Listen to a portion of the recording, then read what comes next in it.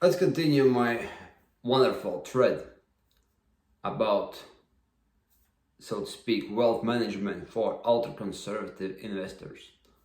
Previous videos we covered asset structures, things like cash, and things like insurance. And now we will talk about next logical topic, and that is something which would also could loosely define as pensions and pension funds. And here's the fundamental question. Do you actually need pension, and you need to even consider that possibility of some sort of pension? Because, well, on the surface, pension might sound, or you might identify pension for either, firstly, state pension if you are going regular wage to wage life and you have something there which is marginally better than you had when you received your mediocre salary. That is one scenario.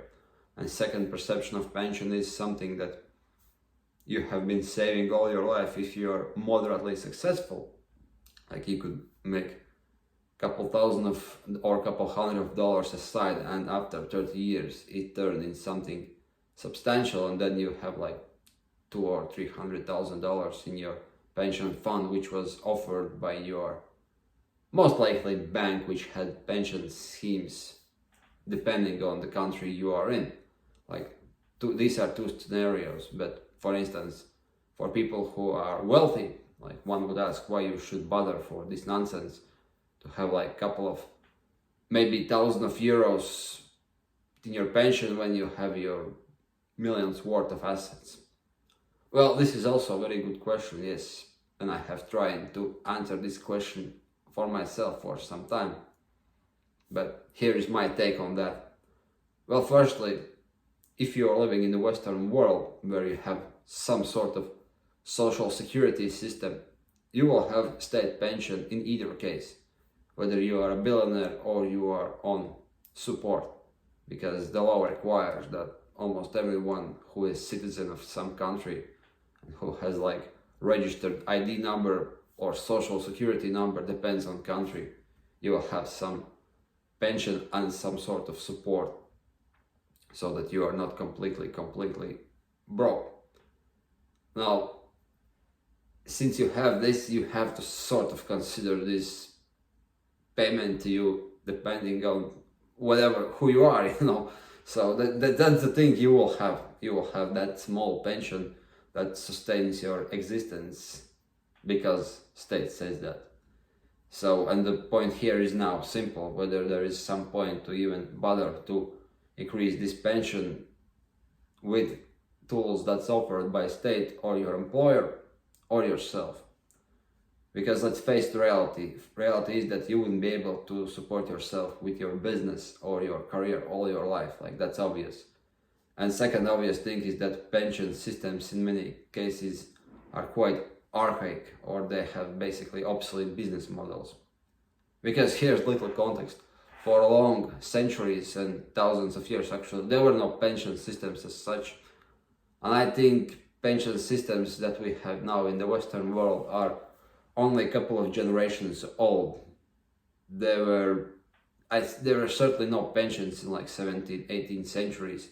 And depending on country, you probably had like first pensions, as we know now, in like 19th centuries, when actually life expectancy and state social system was rather developed, because that was the thing which was necessary, because there were no social system where you needed the pension, because firstly life expectancy, as I told, was rather low, and if you were not aristocrat or someone in the privilege, the only way for you how to live those old years where you couldn't work was via your children and grandchildren. And that's why people have like 8 children 100 years and more into past, that's the thing. And to think about pension in the good old days, probably we could refer something like 50s, 60s in Europe or in America, where you could work for 20, 30 years in one job and then you could get state pension. Those are the glory days of pension, and they went for a couple of generations rather good. But now in most of the world, this kind of model doesn't really serve its benefit because of the inflation and changes in social system and the fact that society is aging. So there are less people who are paying for more. There are less young people who are paying for more people in age of pensions. So it doesn't really serve this purpose as it was, for instance, in the 50s. So of course private pension funds came into place, and people who have money were able to fund them. Like if you can fund like €1,000 per month for next 30 years and invest them by your pension fund manager, you might have something like, yes, but this is also works for people who basically work from salary to salary and wants to sustain a level of comfort which they had when they were working. It kind of works in that sense. But if you have like 10 million in assets, do you want to have this sort of business model? Well, I would say no. These two options, state pension and your private pension system, doesn't really actually serve you the purpose that well. If you are really wealthy, then you probably are better off with products I described in my previous video. And if you didn't see them, those are like life insurance and annuities. Because if I were in a position where I would take my money and basically cash my chips, so to speak, I probably would differentiate them between investments in investment funds and annuities. But if you're ultra conservative and you don't believe in stock market and you are saying that this is some sort of scam, well, something like annuities would be the probably only option. You have to leave your businesses and live off from real estate, for instance, or the business which was main source of your income if you are not selling it. And secondly, take some sort of annuities and insurance products. That would be like choice for you, because those pensions which are offered by state doesn't give you nothing, as I previously told. And unless if you have been paying into pension fund for 30 years, there is really no practical reason for you to do it now. And if you're making like a couple $100,000, it also doesn't make much sense for you to invest into pension funds, because they won't give you actually additional income, because they will also invest in, guess where? Financial markets, right?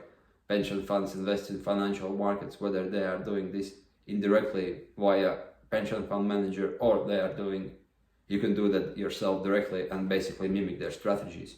The difference is that if you are paying that in behalf of your salary, you get tax deductions, and that's it. But if you are wealthy, you could do those tax deductions and tax plannings yourselves and save money on commission costs. Like, there is the difference in that.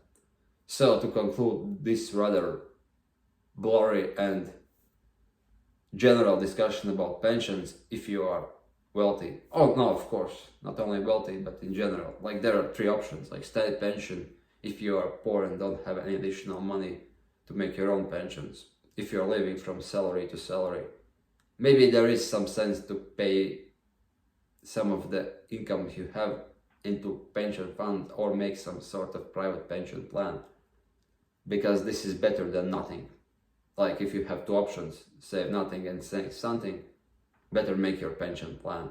But if you have like successful business, or you're making like multiple 6 or 7 figures a year, that second option, well, it's valid option, but it's better than for you to make something yourself. You make your own private pension plans, you make your own private funds and invest privately. But if you don't believe in that, just basically stick to your business, stick to your assets that generates you money in the first place, and then go for something like annuities or life insurance, or mixed to that. And that's basically the three options that you could have depending on your wealth or your position. Now, you could overlap these things. You will be doing that anyways if you have both assets, both real estate and both salary, but that's a different thing, Then you wouldn't have to prepare for first two scenarios that much in any case. So here's my take on that. Hope that you will like it, and make sure you're following me. Bye.